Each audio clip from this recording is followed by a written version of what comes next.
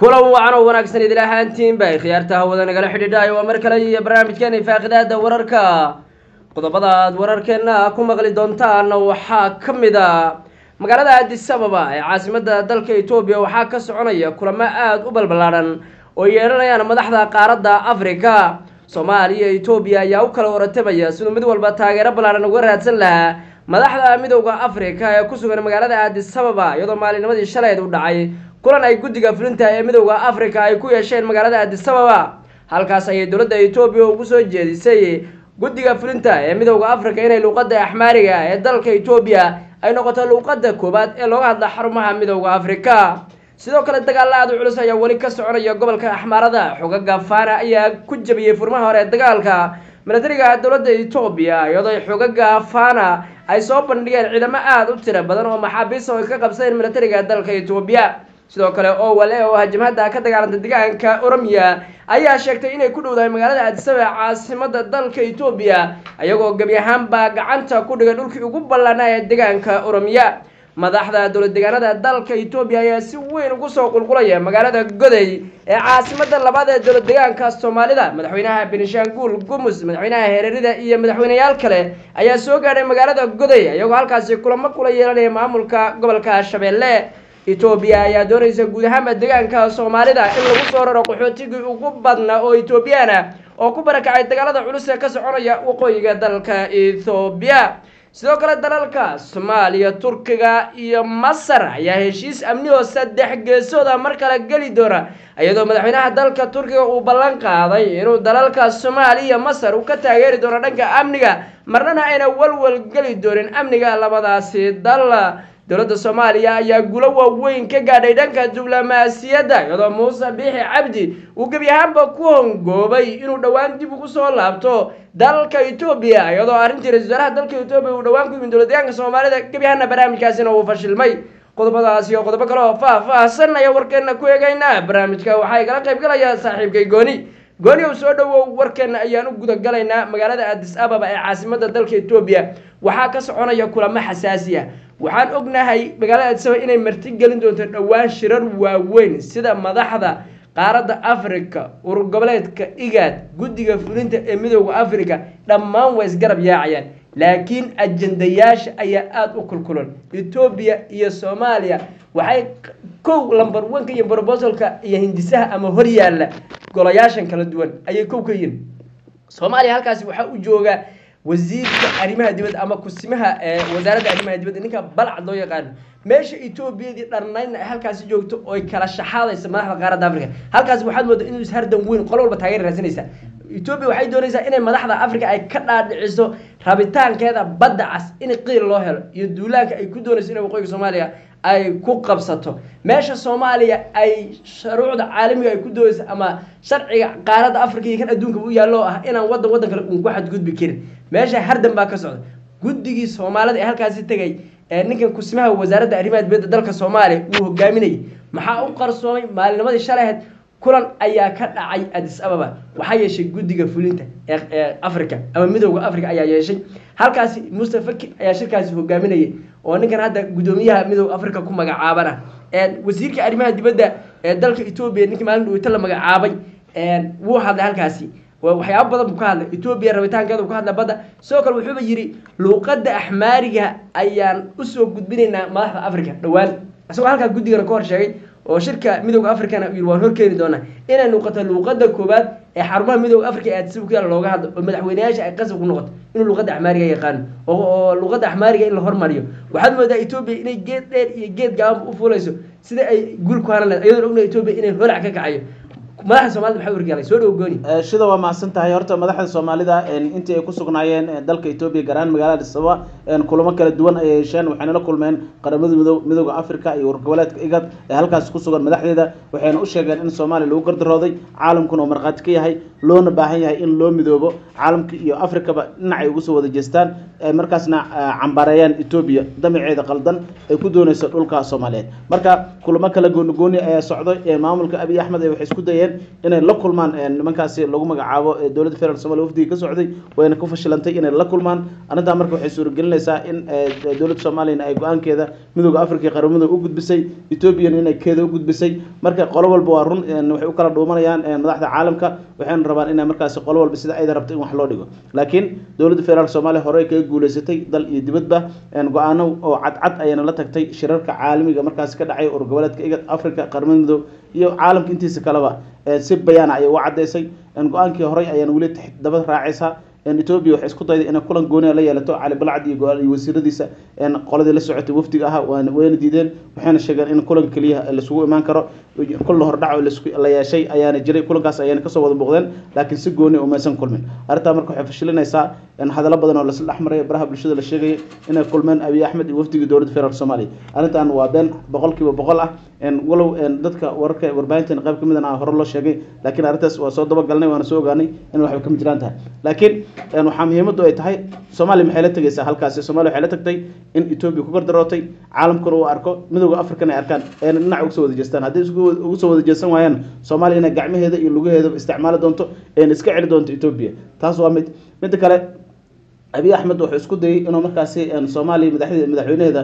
Xasan Sheekh Maxamuud uu ka qayb galo kulankan laakiin uu suuragali weysay dhowr mar ayuu midowga Afrika ku cadaaday in Xasan Maxamuud ilaa inuu yimaado magaalada Addis Ababa arrintaas madaxweynaha uu ka dhaartay wafdigan loo diray waa wafdi hooseeya oo sida Ethiopia ay rabtay ma aha waa wafdi aad u hooseeya wasaaradda gaashaandhigga agaasimaheeda iyo dad yar oo wafdi hooseeya ayaa loo diray halka xataa ra'iisul looma dirin madaxweyne looma dirin wasiir buuxa xataa looma dirin wafdigaas marka taas waxay ka dhigan tahay in Ethiopia halkaas lagu bahdilay dhanka kale midowga Afrika waxay doonayaan in Ethiopia qaladkeeda u sheegaan Soomaaliyana ay markaasi iyadoo marqaati ay ka haato sida Ethiopia qaladkeeda loogu sheegay sida Ethiopia kaga laaban lahayd go'aanada qaldan ay qaadatay arrintaasna waa muhiim ayadana Soomaaliya way soo bandhigtay arrintaas waxa kale jirta marka arrimo badan la dhaxmarayo ah in Ethiopia qorshaheeda fog halka uu gaarsiisan yahay iyo damaceeda iyo yaa ku raacsan waxyaabo badan la isweydiinaya marka kulankii weli ma soo furmin kulamo hordhac ayaa dhacay kulankiina maanta ama bari wix ka dambeeya ayuu si toos u furmi doonaa dadka Soomaaliyeed marka dhagta ay u wada taagan dadka qaar waxay leeyihiin Soomaaliya guul ma keeni doontaa dadka qaar waxay leeyihiin ma lagu fashilmi doonaa dadka qaar waxay leeyihiin Imaaraadka ayaa waxaan wax ka wato oo Soomaaliya lagu qasbaya Soomaaliya lagu ma qasbi karo arrintaasna waa been Imaaraadkuna ma awoodo in Soomaaliya qasbo Soomaaliya waqtiga la qasbi jiray ka gudubtay xitaa Mareykanka qasbi karin hadda marka Soomaaliya soo jeesatay go'aanadeedu waa cad yahay dowladda federaalk Soomaaliya waxay sheegtay dadkeeda shacabkeeda iyo maamulada marka dhamaantood waxay isku raaceen in Ethiopia wax heshiis la gali karin arrintaasna ay tahay arrin qaldan banaankana laga maro waad mahadsantahay gooniyow Ethiopia ayada waa khariban oo maartay dagaalo aad u culus ay ka soconayaan oo maartay marka ka dambaysa xaaladeedu ay cirka isku sii shareeraysa gooniyow gobolka Axmaarada wali waxa ka soconaya dagaalo halaag ah oo dadka gobolkaasi dhibaato weyn ay wajahayaan meesha ciidamada dowladda Ethiopia ay dadka rayidka hadda leynayaan markay jabhadii u taag waayeen ay waxay leeyihiin shacabku waxay la jiraan faanada shacabkii bay leynayaan magaalada Baxardaar duleedkeeda dad aad u tiro badan oo rayida oo ka soo jeeda qowmiyadda Axmaarada ayay ciidamada dowladda Ethiopia ku laayeen hay'adaha xuquuqul insaanka ayaana dhammaantood wada cambaareeyay xataa midda dowladda federaalka Ethiopia ayaa arrintaasi ku tilmaantay in saraakiisha dhibkaas ka dambeeyay ay dowladdu si weyn oo la xisaabtanto dagaal gobolka Axmaarada waxaad moodaa inuu soo dadajin doono cimriga ra'iisul wasaaraha dalka Ethiopia iyo maamulkiisa iyadoo madax caan ah oo dalka Ethiopia caan ka iyo maartay kuwa badan oo kaleeto oo ka soo shaqeeya gobolka Axmaaradana ay ku biirayaan dagaalka si ay ugu biiraan xogaga faano waxaad moodaa warbaahinta faanadu inay aad u bomboonayso dagaalka iyadoo ugu baaqaysa shacabka Axmaarada inay gabagaba la joogo waqtigana dagaalka aan loo kala hari karin ayna ku soo biiraan shacabka Axmaarada iyo aqoonyahankooda cid kasta ay ku soo biirto dagaalka lagu jiro wasaaraha Ethiopia ee lagu ridayo xukunkiisa sidoo kale xogaga oramada ee ka dagaalama gobolkooda ayaa iyaguna sheegay muuqaalo ay baahiyeen in ay tahay maxaabiis iyo guulo ay ka gaareen ciidanka dowladda Ethiopia dagaalka marka u dhaxeeya OLA iyo militariga dalka Ethiopia aad iyo aad ayuu ayadana u sii cuslaanaya OLA jidadka waaweyn ee soo gala caasimada iyo deegaankaasi caasimadiisa ayaa iyadana sidoo kale lagu arkay gaariyahooda oo bakin ay gashadeen ama ay isbaarooyin jagboonjiyada ay ku bakimeen oo leeyihiin halkan ayaan ku sugaynaa ciidamada dowladda ayagoo gaariyaal waaweyn oo qoryaha loo yaqaano dhashiikaga ay saaran yihiin ku haya halkaasi jidadka waaweyn ee caasimada soo gala marka waxaad moodaa Ethiopia inay soo wada miciyaysanayso ra'iisul wasaaraha Ethiopia barnaamijka loo filan oo adduunka wuxuu ka gadayaa inay Ethiopia nabad tahay aan loo joojinayn dagaalada socda iyadoo muuqaalada dowladda ay timinaysa inay ka turjumayeen ma la yiri xaaladda dhabta ee ka taagan dalka Ethiopia weli Ethiopia ayaan ku jiraa goonow deegaanka Soomaalida waxaad moodaa in dabino waaweyn iyo sharqoollo waaweyn oo ka imanaya dalka Ethiopia in lagu wado magaalada Goday waxaan ogeyn dhawaan in airport international oo loo bixiyay Sultan Mirad Layli in halkaasi xariga lagaga jaray laakiin airportkaasi muxuu watay airportkaasi waxa uu watay in Ethiopia dhammaan ay soo guurto dawladda deegaanka Soomaalida dooxooyinka bananka iyo waraha waaweyn iyo maraha iyo wabiyada iyo tooga gobolkaasi marafaafan iyo gobolka Shabeelle mara in dhammaan khayraadkooda ay Ethiopian ku habsadaan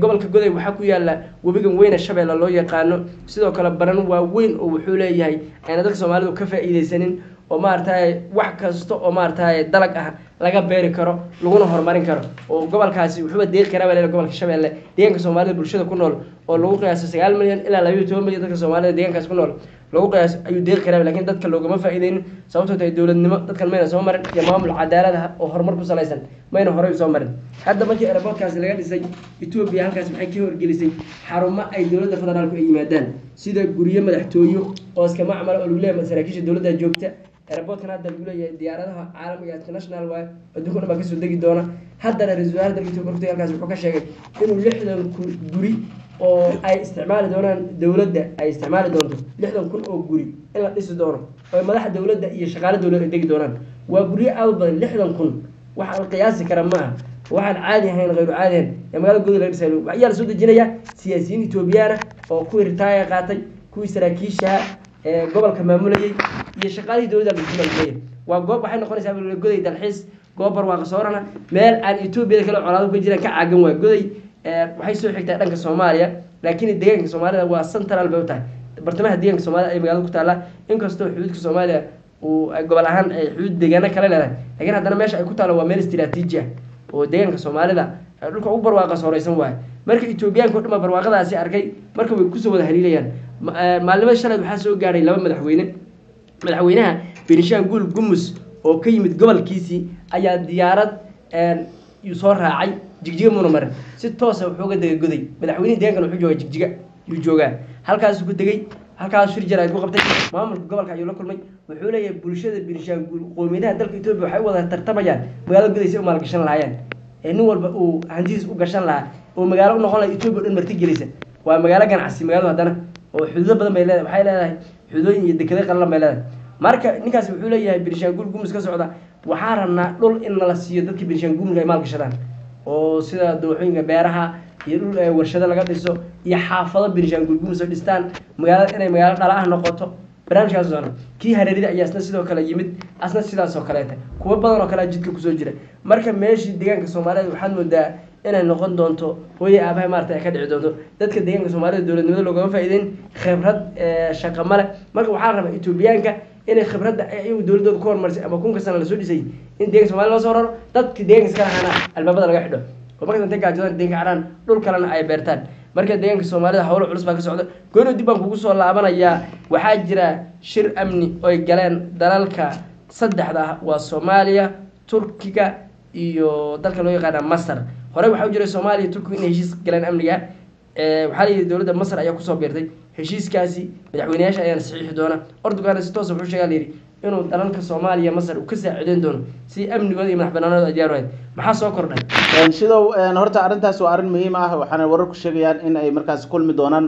saddexda madaxweyne Cabditax al-Sisi Rajab Tayyip Erdogan iyo madaxweynaha Soomaaliya Xasan Sheekh Maxamuud marka waxay kulankooda noqon doonaa inay markaas heshiis amni oo weyn inay wada saxiixdaan maadaama marka hore Soomaaliya gooni oo kala saxiixdaan iyo nimanka lagu magacaabo Turkiga haddana ay ku soo biirtay Masar waxay leedahay anaguna u baahan heshiis ka amni inaan ka mid noqono marka saddex dal ama afar dal haday metal wax saxiixdaan waxay noqon karaan dad isku xiran haddii markaas wadan kamid ah saddexdaasna lagu soo xadgudbana wadamada kale inay caawiyaan ayaa looga baahan yahay arrintaas marka waa arrin muhiim ah Soomaaliya aad muhiim uga waxaana warku sheegayaan in Turkiga madaxweynaha Rajab Tayyip Erdogan oo ballan qaaday in labada dalba oo ka taageeri doono xagga militariga xagga hubka iyo xag walba ay noqotaba tababarada ciidanka iyo difaacidda waxay noqotaba xataa waxaa kaloo jirto in maraakiib Turkiga ay leeyihiin inay soo gaareen xeebaha Soomaaliya ilaa 3 markab oo Turkiga uu leeyahay oo maraakiib dagaal ayaa ku sugan xeebaha Soomaaliya marka waxaad dareemi kartaa in kalsooni weyn ay halkaas ka jirto waxay kala sheegaan in haddii ciidamo loo baahday ay tababar doonaan haddii ciidamadan admis la saarayaan ay Turkiga ciidamo keeni doonaan Soomaaliya si ay markaas u caawiyaan arrimahaas oo dhan waxay lid ku noqonayaan dowladda Itoobiya oo iyadoo damac qaldan markaas ku doonaysay dhulka iyo badda Soomaaliyeed arrintaas oo hadda sii daciifayso mar ka dambeysana si fashilmayso marka waxaad dareemi kartaa shidow in hadda isku soo dhawaansho ah inuu jiro caalamka intiisa kale iyo maxaa la yiraahdaa dowladda federaalka Soomaaliya kala fogaansho inuu jiro Itoobiya iyo caalamka intiisa kalena inuu jiro ayaad dareemi kartaa marka Turkiga iyo nimankan lagu magacaabo Eritreanka iyo masaarida dhamaantood waxay aad u dananayaan in Soomaaliya heshiis amni la saxiixdaan waana arrin muhiim ah walow Turkiga iyo Soomaaliya kala saxiixdaan wadamadan kalena inay ku biiri doonaan si Itoobiya loo dhabar jabiyo Rajab Tayyip Erdogan wuxuu sheegay in Itoobiya ku gardaroonayso waliba gobolka ay qalaas ka wado qalaasaasna uu yahay in mid aan loo adkeysan karin isla markaana dowladda degan oo aan dib ku jirin ay markaas Itoobiya la doonayso dhibaato iyo waxyeelo cusub taasna aysan markaas dhankooda ku cuntumi doonin wuxuuna sheegay inuu diyaar u yahay dhinac walba inuu garab istaago dowladaha Masar iyo Soomaaliya waad mahadsantihiin daawadeel barnaamijka shiishar galaya barnaamijka gabagabadiisa ayaan ku jirnaa gooniyow Muuse Biixi Cabdi isku dayadiisii ahayd inuu ra'iisul wasaaraha dalka Itoobiya heshiiskii 1 Janwar dhacay la soo gabagabeeyay waxaad moodaa inuu fashil ku dhoweeyay Itoobiyana kalaabasho ay qarka u saaran tahay muusana gebi ahaanba rabitaankiisii iyo la kulankii Abiy Ahmed aad moodid inuu meel dheer u saaran yahay maxaa ugu dambeeyay horta arrintaasi Muuse Biixi Cabdi inuu la kulmo ayuu rabay ninka lagu magacaabo Abiy Ahmed kulanka ugu horeeyay wuxuu dhici lahaa 5 February oo fashilmay kulanka labaad wuxuu dhici lahaa 12 February oo fashilmay kulanka saddexaadna wuxuu dhici lahaa shalay oo markaas ahayd 13 bisha oo la rabay in lagu kulmo meesha lagu magacaabo Wajaale ama Togwajaale sida dadka Soomaalidu u yaqaanaan inay ku wada kulmaan Muuse Biixi Cabdi iyo Abiy Ahmed arrinta marka Abiy Ahmed ma soo sameeynin irdaha ayuu ka xirtay mana jiro kulan markaasi sida uu sheegay oo la yeelan doono Muuse Biixi Cabdi xiisada inta ay kacsan tahay ma wada kulmi doonaan arrinta waxay keentay in labada dhinac si kala fogaadaan Muuse Biixi oo 3 jeer ku fashilmay inuu la kulmo Abiy Ahmed taas waxay ka dhigan tahay in Muuse Biixi canuftiisa oo dib u laqi doono bahdilaad weyn loo geystay ilaa 3 jeer hadii balinta looga baxay waxa dareemi kartaa in heshiiskan banbaan ku fashilmay Abiy Ahmed noo wax qorshe u heynin nimanka lagu magacaabo Somaliland arrinta marka waxay noqon doontaa dhibaato Muuse Biixi maamulkiisa wajahdo shacabka reer Somaliland oo beenta u sheegay isla markaana ku yiri aqoonsi ay idin haya meesha ka baxday waxa kale oo jirto Abiy Ahmed qaabka oo heshiiska badda uga laaban lahaa ayuu raadinaya maadaama culeys weyn ka soo wajahay caalamka iyo Afrika noocyada kala duwan iyo dowladda federaalka Soomaaliya shacabkeedu kacay waxyaabo badan ay isbiirsadeen marka Abiy wuxuu wacad ku maray inuusan Muuse Biixi dib dambe u kulmi doonin heshiiskaasna oo dhaqan gali doonin maadaama wixii ugu horeeyay la saxiixay ahayd kaliya is afgarad laakiin heshiiska weyn uu dhiman yahay wax weyn ay markaasi u muhiim ah ay u dhiman yihiin tiina markaasi meesha ay ka sii baxayso marka waxaad dareemi kartaa bahdilka lagu sameeyo Muuse Biixi Cabdi inay wax weyn markaasi ummadda Soomaaliyeed u tarayso ayna ku faraxsan yihiin in Abiy Ahmed iyo Muuse Biixi kala fogaadaan dowladaha ku faraxsan waxa kamid ah Turkiga Djibouti Masar Eritrea iyo Soomaaliya ayaa aad ugu farxay in Abiy Ahmed iyo Muuse Biixi markale ay kala furtaan shido waad mahadsantahay gooniyow daawadeel idinkuna waad mahadsantihiin barnaamijka shiishar gareeya meel fog gaarsiiya inta aan barnaamij lamid ah ku kulmi doono sida ay nabadgelyo